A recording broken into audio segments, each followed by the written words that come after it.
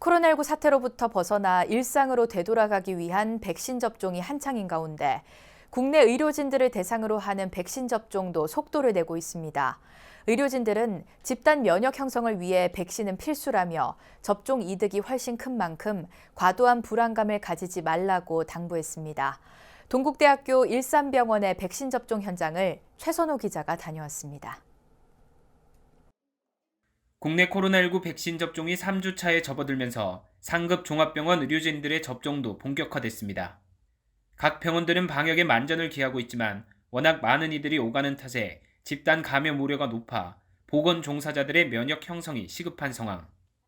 아직까지는 확진자 발생 없이 정상 진료를 해온 동국대 일산병원도 접종을 시작했습니다.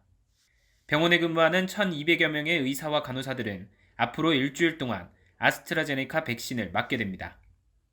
일부에서는 좀 코로나 백신에 대한 우려가 있는 게 사실입니다. 하지만 지금까지 나와 있던 데이터나 그런 근거를 봤을 때는 충분히 맞아야만 되는 그런 백신입니다. 환자의 안전과 또 직원의 안전을 위해서 노력할 수 있는 좋은 병원이 될 것으로 기대하고 있습니다. 접종 첫날 병원 5층 대강당에 마련된 접종실에는 바쁜 외래 진료 중간에 짬을 내 백신을 맞으러 오는 직원들의 발걸음이 이어졌습니다. 전문 지식을 갖춘 의료인들답게 불안감보다는 오히려 백신에 대한 기대나 책임감이 엿보였습니다. 특별히 다른 이전의 독감 접종과 비교해서 큰 차이는 없었습니다. 약간 따끔한 건 있지만 특별한 증상은 없습니다. 현재 상황에서 시급한 것은 백신에 대한 국민들의 커가는 불안감을 잠재우는 일. 이와 관련해 정부는 국내에서 최근 발생한 사망 사례 11건 가운데 8건에 대한 1차 검토 결과를 발표하며 백신 접종과의 관련성을 인정하기 어렵다는 잠정 결론을 내렸습니다. 전문가들도 전 세계에서 보고되는 사례들을 보면 백신이 심각한 부작용을 일으킬 확률은 매우 낮다고 거듭 강조하고 있습니다.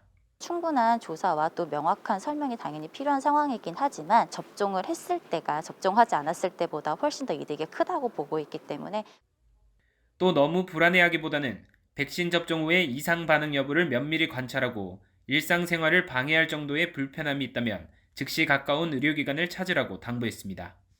예방접종 누리집이라고 해서 접종 받으신 분 혹은 접종 받으신 분의 보호자분들께서 이상 반응의 여부를 확인을 하고 대응 방법을 알 수 있는 그런 프로그램들을 적극적으로 이용하시는 걸 좋겠습니다.